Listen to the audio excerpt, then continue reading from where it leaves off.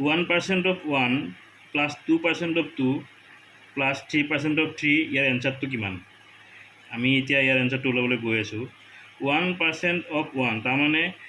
একৰ 1% তো আল্টিমেটলি 1% তো 2% আৰু 3%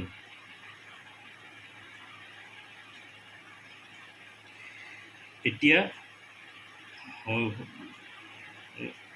এইটো 1 হ'ব 1 into 1 তো 0.01 2 2 4 4 লগত দুটা শূন্য আগবাঢ়ি আহি যাব তো 0.04 3 3 গুণ 9 9 লগত আকৌ দুটা শূন্য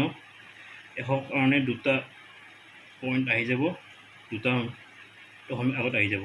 তো ইয়াৰ টোটেল প্লাছ কৰিলে আমি পাম 14 এনচাৰ